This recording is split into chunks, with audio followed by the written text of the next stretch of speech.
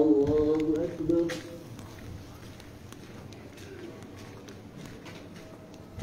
الله أكبر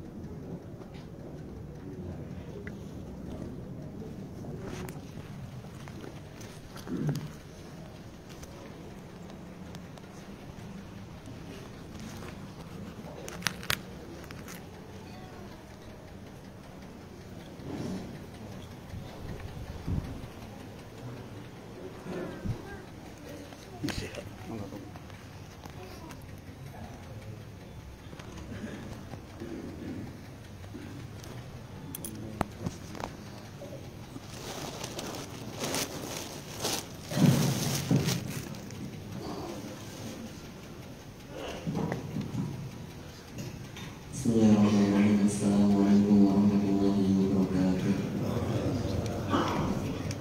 Jemaah salat sedunia yang dirahmati Allah, alhamdulillah pada hari ini kita kehadiran tamu spesial. Insyaallah kajian subuh pada pagi hari ini akan bersama dengan beliau Ustaz Syekh Muhammad Al-Fuli, dan insyaallah akan membahas tentang tema menggapai syafaat Al-Quran. Untuk membuka kuliah subuh pada pagi hari ini, kita awali terlebih dahulu dengan baca basmalah, dan juga kita awali pagi ini dengan baca doa Sayyidul Istighfar. Bismillahirrahmanirrahim. Allahumma anta rabbi la ilaha illa anta khalaqtani wa ana 'abduka wa ana 'ala 'ahdika wa wa'dika mastata'tu. A'udzu bika min syarri ma sana'tu wa a'udzu bika min ni'matika 'alayya wa a'udzu bika min faghfirli fa innahu la yaghfiru dzunuba illa anta. Kepada Syekh Muhammad Al-Fuli disilakan.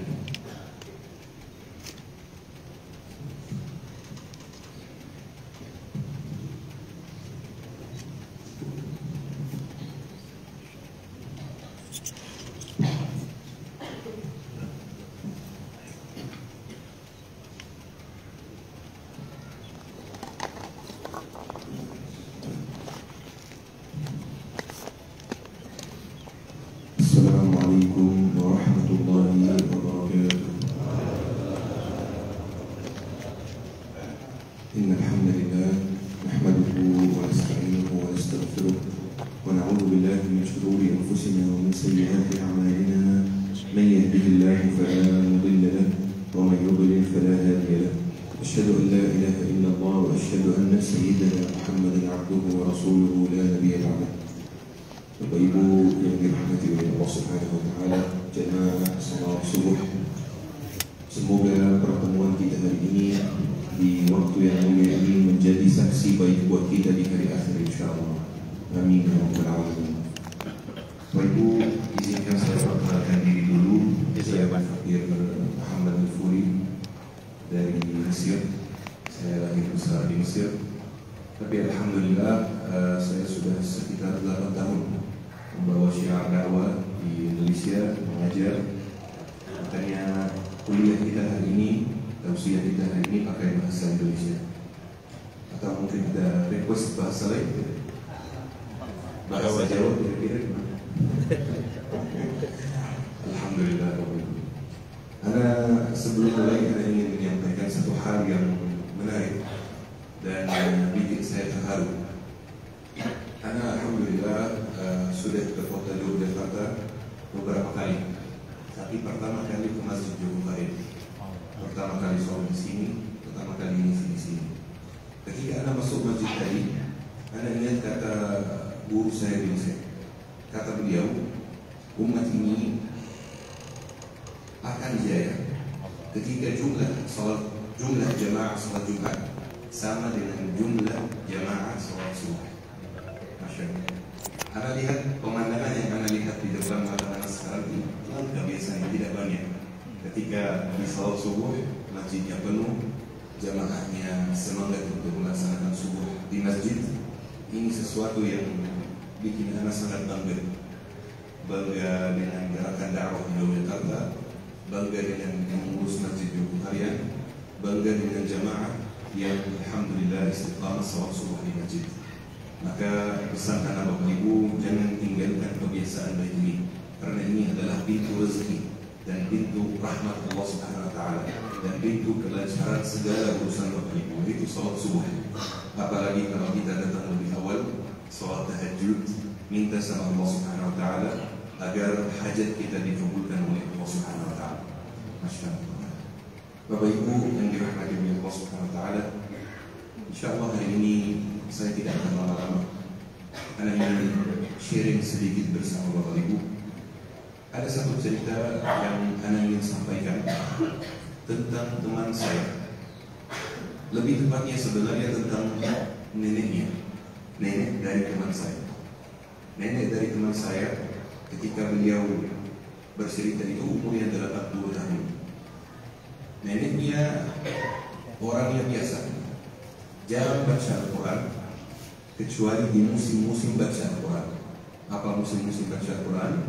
Bulan Ramadan. Biasanya kan akhir bulan Ramadan kita tutup mushaf, kemudian kita sampaikan sampai jumpa tahun depan, ya.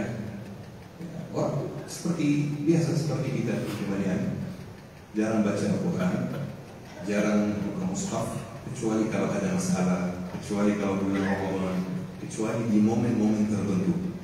Teman saya bercerita kalau neneknya tiba-tiba berubah. Neneknya hampir setiap hari membuka mushaf, membawa mushafnya kemana-mana. Ya, kalau ada pertemuan keluarga duduk bersama selalu bawa mushafnya, baca pelan-pelan. Semua keluarga kaget karena ini bukan kebiasaan neneknya, apalagi yang sudah tua. Jadi mereka bertanya kepada neneknya, ada apa? Ya, kenapa sudah beberapa minggu terakhir ini sering baca Al-Quran dan sering dekat dengan Al-Quran? Tapi neneknya tidak mau jawab. Tidak ada jawaban yang jelas gitu. Sampai teman saya ini, dia merupakan cucu paling dekat dengan neneknya. Suatu saat, pas lagi santai, bertanya lagi kepada neneknya, rahasianya apa? Akhir-akhir ini sering dekat dengan Al-Quran. Jawabannya unik Bapak Ibu. Kata beliau, karena saya ingin meninggal dunia di Madinah. Waktu itu teman saya belum paham apa hubungannya meninggal dunia di Madinah dengan sering dekat dengan Al-Quran. Kata neneknya, saya dengar Pak Ustaz mengatakan hadis Rasulullah SAW, "Man istata'a an yamut fil Madinah falyamut fa inni syafi'un liman yamut fiha." barang siapa yang bisa meninggal dunia di Madinah, maka hendaklah dia meninggal dunia di Madinah, karena saya akan memberi syafaat kepada orang yang meninggal dunia di Madinah. Dan saya menjadikan bacaan saya di Al-Quran itu sebagai wasilah supaya Allah mengabulkan permintaan saya, supaya Allah mengabulkan doa saya, yaitu meninggal dunia di Madinah. Jadi beliau itu mulai hafal Al-Quran umur 80 tahun. 1 ayat per hari, 2 ayat per hari, 3 ayat per hari, dan beliau niatkan amalan ini, itu hafal Al-Quran, sebagai wasilah agar permintaannya, hajatnya, doanya dikabulkan oleh Allah Subhanahu wa Ta'ala. Kata teman saya, ya dia dengar alasannya, alhamdulillah bagus, dia senang neneknya dekat dengan Al-Quran. Beberapa tahun kemudian, 3-4 tahun kemudian, bapak dari teman saya ini dapat uang dari bisnis tertentu, dan beliau ajak umrah sekeluarga. Itu teman saya waktu itu sudah lupa dengan doa dan harapan neneknya itu. Diajak sekeluarga termasuk nenek, dan ternyata si nenek itu diam-diam membawa kafannya di koper. Diam-diam bawa kafan, diam-diam siapkan diri untuk meninggal dunia di Madinah. Dan yang lebih menarik lagi, ini ceritanya sama teman saya langsung sendiri. Yang lebih menarik, betul, setelah selesai umrah di Makkah, pergi ke Madinah, betul, meninggal dunia di Madinah, dan dikuburkan di dalam Al-Baqiyah bersama sahabat Rasulullah SAW, bersama keluarga Rasulullah SAW. Allah Subhanahu Wa Taala mengabulkan doanya yang beliau ini sampaikan, curahkan kepada Allah beberapa tahun yang lalu, sampai benar bisa meninggal dunia di Baqiyah, bisa meninggal dunia di Madinah dan dikuburkan di Baqiyah. Tapi ada satu poin yang penting di sini, Bapak Ibu. Beliau ini, nenek itu, hafal Al-Quran. Apakah beliau sempat menyelesaikan 30 juz kan? Pasti enggak. Pasti enggak. Mungkin 3 juz enggak juga. Karena pelan-pelan sekali. Tapi beliau dengan amalannya yang seperti ini, beliau dapat 2 keutamaan. Yang pertama, hajatnya dikabulkan oleh Allah Subhanahu Wa Taala. Jadi bacaan Al-Quran itu sebagai wasilah agar hajatnya dikabulkan oleh Allah Subhanahu Wa Taala. Yang kedua, beliau dapat pahala hafizah, walaupun beliau tidak menyelesaikan hafal 30 juz. Kenapa? Karena Bapak Ibu, kita ini hamba Allah Subhanahu Wa Taala mendapatkan balasan dari Allah sesuai apa yang kita niatkan, bukan sesuai apa yang kita kerjakan. Ini beda sekali. Ya. Rasulullah SAW bersabda, "Innamal a'malu binniyat, wa innama likulli imri'in ma nawa." Setiap amalan itu tergantung niatnya, dan setiap orang dapat balasan sesuai apa yang dia niatkan. Coba kita perhatikan lagi, sesuai apa yang dia niatkan, bukan sesuai apa yang dia kerjakan. Memang beda sih, beda sekali. Anak kasih contoh. Ada kakak adik, Ahmad sama Muhammad. Ya, mereka tinggal serumah. Mereka berangkat dari rumahnya untuk salat Isya di masjid. Ahmad sudah sampai masjid, sudah melaksanakan Isya, sudah ba'diyah, sudah pulang ke masjid, pulang ke rumah. Sementara Muhammad pas dia keluar dari rumah ditabrak mobil, jadi dibawa lagi ke rumahnya. Tidak jadi salat di masjid. Kira-kira pertanyaannya, Muhammad dapat gak pahala salat di masjid? Dapat. Padahal dalam hitungan manusia dia gagal. Dia kan harapannya, tujuannya sholat di masjid. Dengan hitungan manusia dia gagal. Dia gak dapat apa-apa. Dia gak dapat apa yang dia rencanakan. Tapi kalau pakai hitungan Allah Subhanahu Wa Taala, pakai timbangan Allah Subhanahu Wa Taala, dia gak gagal sama sekali. Dia dapat pahala sholat di masjid persis sama seperti Ahmad yang berhasil ke masjid, bahkan lebih besar. Kok bisa lebih besar? Lebih besar dari orang yang sudah berhasil. Iya, lebih besar. Kenapa? Karena dia diberi ujian. Dia ditabrak mobil, pahalanya jadi lebih besar. Jadi nenek itu memang tidak menyelesaikan hafalan yang 30 juz sama sekali. Sama sekali 3 juz aja enggak. Dan itu pun bacaannya kurang sempurna ya. Tetapi meninggal dunia sudah niat. Beberapa tahun yang lalu itu hafal Al-Quran 30 juz, meninggal dunia di dalam perjalanan dapat pahala hafizah. Masya Allah, luar biasa. Tapi pertanyaannya Bapak Ibu, emang boleh kita menjadikan amalan kita sebagai wasilah agar hajat kita dikabulkan oleh Allah Subhanahu wa taala, sangat boleh. Bukan hanya boleh, sangat boleh, bahkan dianjurkan. Dan ini ada hadisnya. Karena yang pasti kita semua punya hajat. Siapa di antara kita ini nggak punya hajat? Kalau nggak punya hajat kayak manusia, pasti punya hajat. Pasti punya hajat. Setidaknya mau makan dan minum hari ini, ini hajat. Setidaknya mau di malam hari bisa tidur istirahat, ini hajat. Ada yang mau punya rumah, ada yang mau lunasi cicilannya, ada yang mau bebas dari hutang, ada yang mau bebas dari hutang riba, ada yang mau berangkat umrah, ada yang mau berangkat haji, ada yang mau menikah, ada yang mau punya keturunan, ada yang mau anaknya ketemu jodoh, ada yang mau anaknya sehat, ada yang mau dirinya sendiri sehat, ada yang mau cucunya sehat. Ini semuanya hajat. Semua kita punya hajat.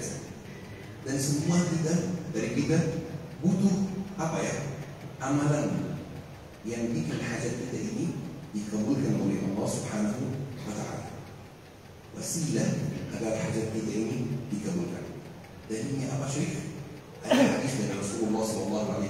Mungkin beberapa dari bapak ibu tahu hadis ini tentang 3 orang yang melakukan safar.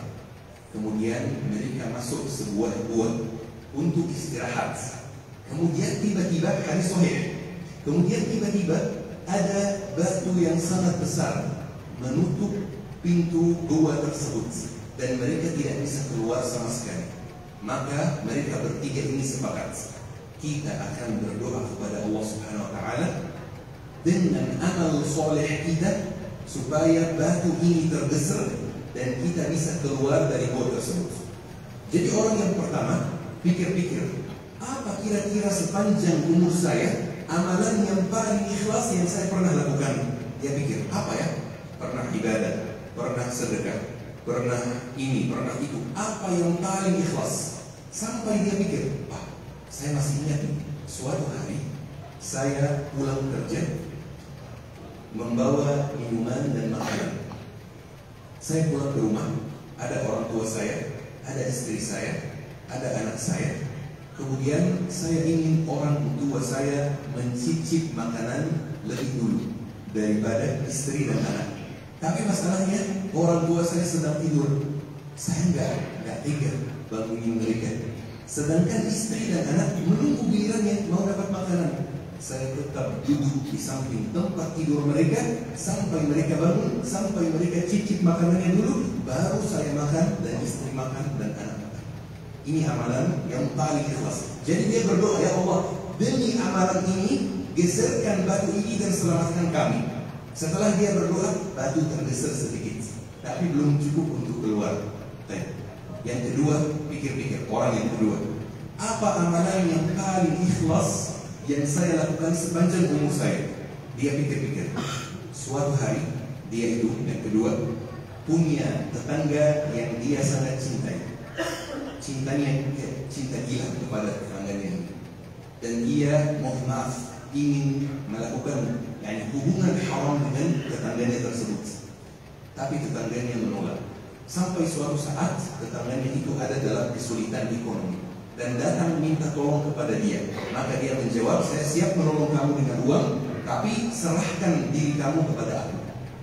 Ketika mereka sudah berada sendiri dan sudah mau untuk melakukan hal yang haram, dia ingat Allah Subhanahu wa ta'ala. Kemudian dia diingatin oleh wanita tersebut, jangan sampai merusak kehormatanku kecuali dengan ikatan yang sah, yaitu pernikahan. Jadi dia tertampar dengan kalimat wanita itu dan dia tidak jadi zina dan dia kembali lagi ke jalan yang benar, dia tidak jadi. Maka dia berdoa kepada Allah, ya Allah, demi rasa takut yang ada pada hatiku kepadamu, ya Allah, di hari itu geserkan batu supaya kami selamat. Dan betul, batu tergeser, tapi belum cukup untuk keluar. Tinggal giliran yang ketiga. Yang ketiga pikir-pikir, apa amalan yang paling ikhlas yang saya pernah lakukan seumur hidup saya? Dia ingat suatu saat dia punya karyawan. Karyawan itu mulai kerja, kemudian sebelum akhir bulan, sebelum digaji, dia pergi. Tiba-tiba pergi tanpa kabar. Tapi gajinya masih ada. Jadi dia simpan gaji karyawannya. Bukan hanya itu, dia investasikan gaji karyawannya. Jadi investasikan. beli binatang, terus lahan, terus ini, sampai setelah 20 tahun lebih, investasi dari gaji karyawannya itu besar sekali.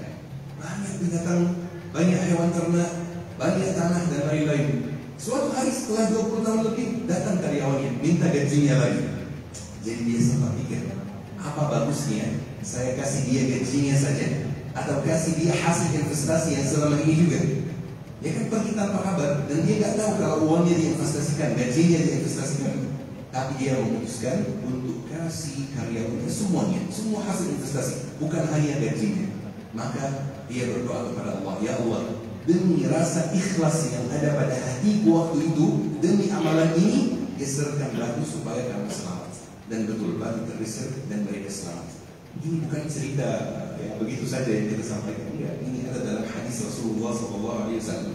Hadisnya sahih, berarti ini masuk ranah wahyu. Berarti kita harus ambil hikmah dari ini, Bapak Ibu. Bapak Ibu yang punya hajat apapun hajatnya, walaupun terlihat di mata manusia mustahil, walaupun terlihat di mata kita sendiri mustahil, tapi bagi Allah tidak ada yang mustahil. Coba Bapak Ibu pikirkan, apa amalan yang paling ikhlas yang Bapak Ibu lakukan dalam hidupnya, atau yang mungkin Bapak Ibu akan lakukan. Misalnya besok saya akan tahajud dengan sangat khusyuk, kemudian saya akan berdoa kepada Allah, ya Allah, demi tahajud ini kabulkan hajatku. Bisa? Sangat bisa. Bahkan ini salah satu syarat agar amalan kita cepat dikabulkan oleh Allah Subhanahu wa Ta'ala. Kita semua punya batu seperti batu yang ada di cerita ini. Setiap orang dalam kehidupan kita ini punya batu. Tentukan batu. Batu Bapak Ibu itu apa? Apa batu Bapak Ibu itu ekonomi, masalah ekonomi? Apa batu Bapak Ibu itu yang ingin tergeser ini supaya Bapak Ibu selamat? Apa batunya ini dalam masalah rumah tangga? Atau batunya ini dalam pekerjaan? Atau batunya ini dalam ibadah? Hatinya susah khusyuk, hatinya berat untuk khusyuk. Salat ibadah tapi tidak khusyuk. Apa batunya ini dalam pertemanan? Susah dapat teman yang baik, yang dekat, yang mengajak kebaikan. Apa batunya ini dalam sedekah? Hati ini berat untuk sedekah, agak berat itu untuk mengeluarkan dari harta pribadi. Semua dari kita ini punya batu, punya masalah, punya hajat yang kita ingin curahkan kepada Allah Subhanahu wa Ta'ala. Maka tentukan dulu hajatmu dan tentukan dulu wasilahmu apa supaya hajatmu ini dikabulkan oleh Allah Subhanahu wa Ta'ala. Saya sampai hari ini Bapak Ibu, kalau saya ada hajat, saya ada masalah, saya ada sesuatu yang mungkin saya bingung, khawatir, gelisah, takut, saya lakukan ada rutin dan tidak pernah menyesal. Selalu alhamdulillah yang dikabulkan oleh Allah Subhanahu wa Ta'ala. Saya bangun jam 3, saya tahajud, saya doa kepada Allah, kemudian saya berangkat ke masjid, sedekah, salat subuh di masjid. Habis salat subuh saya berdoa kepada Allah, ya Allah, demi tahajudku hari ini, demi sedekahku hari ini, demi salat subuhku hari ini, kabulkan hajatku ya Allah. Tidak pernah bersedih, tidak pernah. Alhamdulillah wa syukurillah, selalu dikabulkan oleh Allah Subhanahu wa Ta'ala. Alhamdulillah. Bapak Ibu coba praktikkan sendiri, coba praktikkan sendiri. Hari ini Bapak Ibu kan tadi salat subuh, ada juga yang tahajud, alhamdulillah. Coba praktikkan habis kajian hari ini, sebelum pulang ke rumah, angkat tangan, doa kepada Allah Subhanahu wa Ta'ala dengan penuh khusyuk, penuh tawadhu', penuh rasa bahwa kita ini membutuhkan Allah. Ya Allah, demi tahajudku tadi, demi salat subuhku tadi, demi amalan ini, ya Allah kabulkan hajatku. Ya Allah dekatkanlah jodohku. Ya Allah limpahkanlah rezekiku. Ya Allah mudahkanlah jalanku untuk berangkat umrah. Mudahkanlah jalanku untuk haji. Mudahkanlah jalanku untuk memperbaiki rumah tanggaku. Ini semuanya hajat kita. Masya Allah, tabarakallah. Bapak Ibu, kembali lagi ke cerita nenek yang tadi ini. Ini keajaiban Al-Quran Bapak Ibu ya. Berkat beliau ini niatkan hafal Al-Quran agar hajatnya dikabulkan. Benar, beliau hajatnya dikabulkan dan beliau meninggal dunia di Makkah. Antum juga bisa praktikkan sendiri. Anak mau bertanya, hubungan antum dengan Al-Quran itu seperti apa sekarang Bapak Ibu? Nah, ini penting sekali. Karena ketika Allah ingin memuliakan hambanya, yang salah satu tanda Allah ingin memuliakan hambanya, Allah perbaiki hubungannya dengan Al-Quran. Maka Bapak Ibu coba cek, Kira-kira hubungan kita dengan Al-Quran sekarang itu seperti apa? Apakah hubungan orang yang tidak kenal gitu, jarang ketemu, jarang buka Al-Quran, jarang baca Al-Quran? Bagaimana dengan tahsin Bapak Ibu? Apakah Bapak Ibu sudah ikhtiar untuk memperbaiki bacaanmu? Kalau tidak sempat, tidak apa-apa. Jangan jadikan belum lancar baca Al-Quran itu sebagai alasan.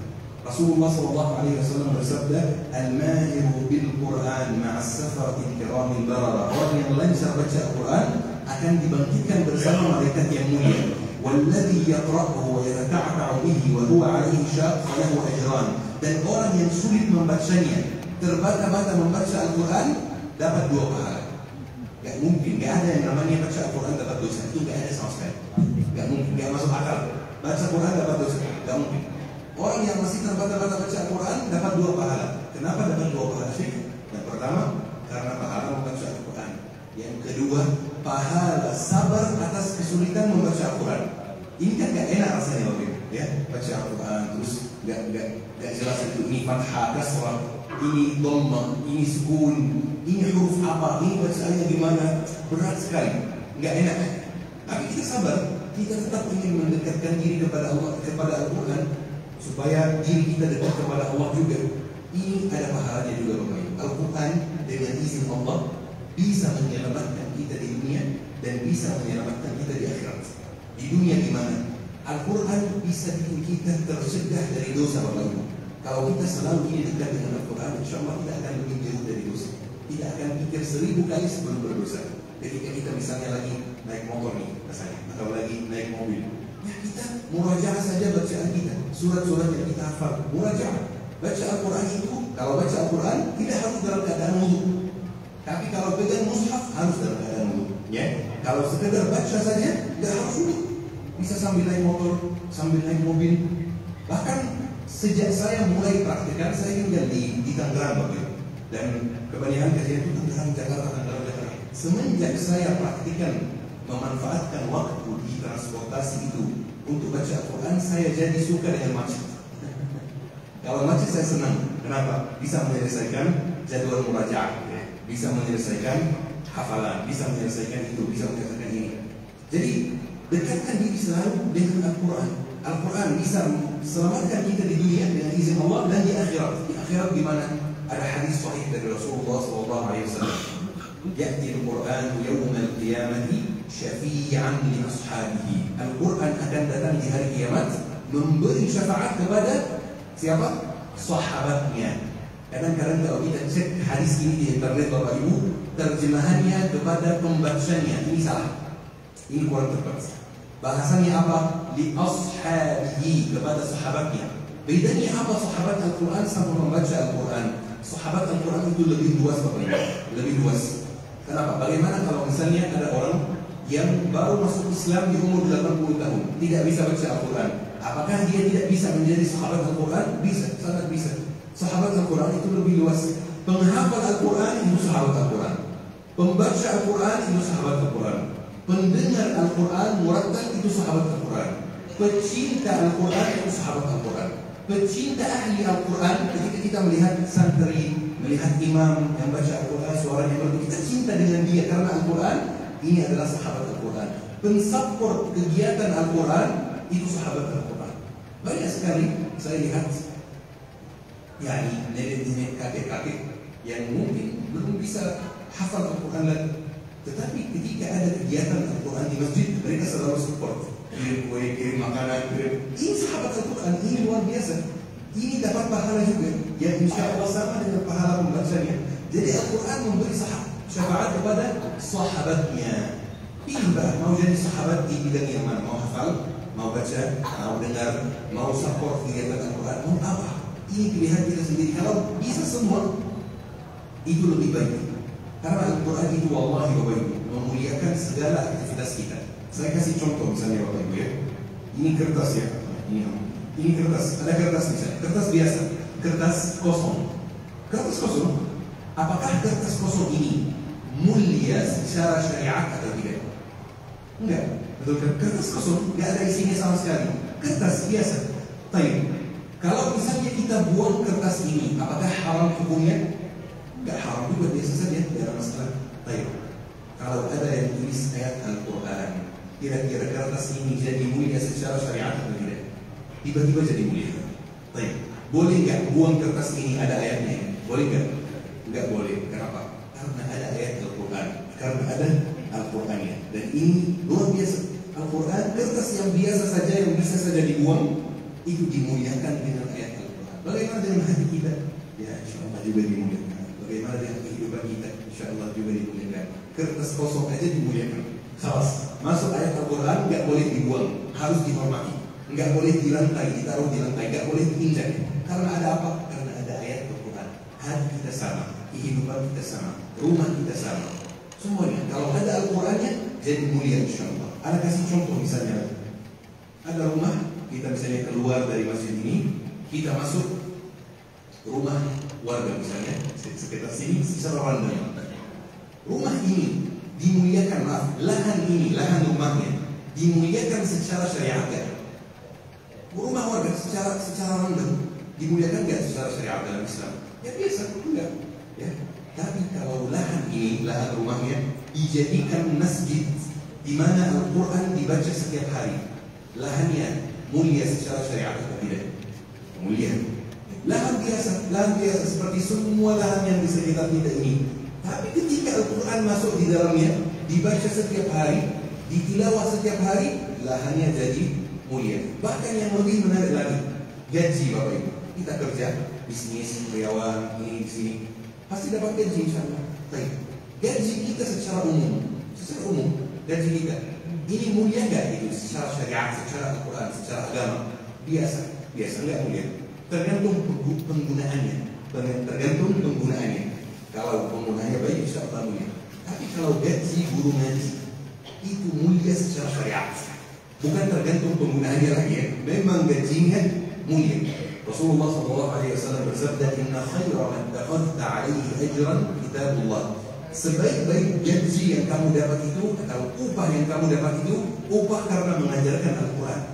Mengajarkan ngaji. Ini kadang-kadang bertentangan dengan apa yang kita, mungkin budaya sekitar kita ini, bahwa guru ngaji tidak boleh digaji, harus ikhlas dan lain-lain. Itu perintah Rasulullah. Sebaik-baik gaji adalah upah untuk guru ngaji. Ini gaji yang paling mulia. Makanya saya berharap insya Allah Bapak Ibu hidup sampai melihat semua guru ngaji di Indonesia itu sejahtera insya Allah. Amin ya rabbal alamin. Baik, satu lagi misalnya Bapak Ibu, malam seperti malam ini, malam kemarin, secara umum malam tidak mulia secara syariat. Tapi ketika ada satu malam diturunkan Al-Quran di dalamnya, seperti malam Lailatul Qadr, itu jadi malam mulia. Banyak bulan, ada bulan Muharram, ada bulan ini, ada bulan itu, semuanya biasa, kecuali mesti bulan Hurumnya. Tapi Al-Quran diturunkan di dalam bulan Ramadan. Bulan Ramadan menjadi bulan yang paling mulia, ya. Masya Allah, tabarakallah. Bahkan orang tua pada umumnya biasa, standar di mata Allah Subhanahu Wa Taala. Tapi kalau orang tua dari penghafal Al-Quran itu di atas lagi. Kenapa? Ada hadis dari Rasulullah SAW bahwa orang tua dari menghafal Al-Quran itu akan mendapatkan mahkota cahaya, mahkota kehormatan di hari kiamat. Itu orang tuanya. Apalagi dengan menghafal Al-Quran sendiri. Masya Allah, tabarakallah. Bahkan yang lebih menarik lagi, orang biasa dan pelajar Al-Quran. Pelajar Al-Quran lebih mulia di sisi Allah Subhanahu Wa Taala. Pengajar Al-Quran lebih mulia di sisi Allah Subhanahu Wa Taala. Dalilnya apa Syekh? Rasulullah SAW bersabda, khairukum man ta'allama Al-Qur'ana wa 'allama. Sebaik-baik kalian adalah orang yang belajar Al-Quran dan mengajarkan Al-Quran. Jadi Bapak Ibu, kesimpulannya dari semua contoh ini, gaji yang paling mulia, lahan yang paling mulia, malam yang paling mulia, bulan yang paling mulia, hari yang paling mulia, kertas yang paling mulia, itu ada satu kesamaan, Al-Quran. Al-Quran masuk bagian apapun, tempat apapun, menjadikan tempat ini mulia. Maka Bapak Ibu, kalau mau rumah tangganya diberkahi oleh Allah Subhanahu Wa Taala, kalau mau hidupnya diberkahi oleh Allah Subhanahu Wa Taala, harus kaitkan hidupnya dengan Al-Quran. Jangan sampai hidupnya jauh dari Al-Quran. Wallahi celaka ya kita kalau hidupnya jauh dari Al-Quran. Rugi kita kalau hidupnya jauh dari Al-Quran.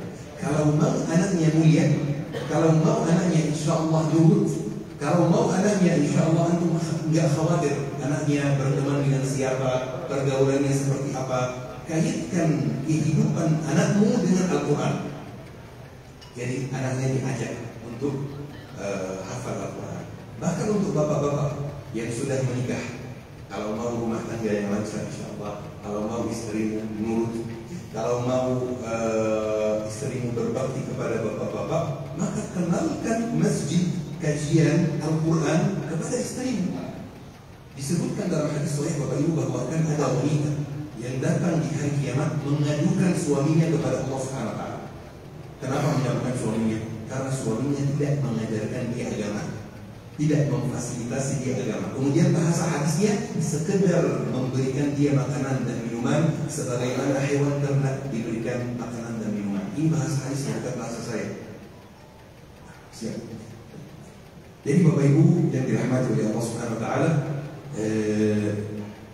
berpegang teguh pada Al-Quran, insya Allah hidup kita akan lancar, hidup kita akan aman, hidup kita akan nyaman insya Allah. Jadikan Al-Quran, jadikan amal soleh Bapak Ibu sebagai wasilah agar hajatnya dikabulkan oleh Allah Subhanahu wa taala. Karena kira waktunya sampai di syuruk, kami ternyata lebih awal. Semoga insya Allah kita diberi kesempatan untuk bertemu lagi di rumah Allah Subhanahu wa taala. Semoga insya Allah kita selalu diberi istiqamah oleh Allah Subhanahu wa taala. Amin ya rabbal alamin. Saya mohon maaf jika ada kekurangan, jika ada kesalahan, mohon dimaafkan, mohon dimaklumi. Insya Allah habis ini ada Ustaz Aksel akan memberi sambutan kalau tidak salah. Baik. Syukur Bapak Ibu. Assalamualaikum warahmatullahi wabarakatuh.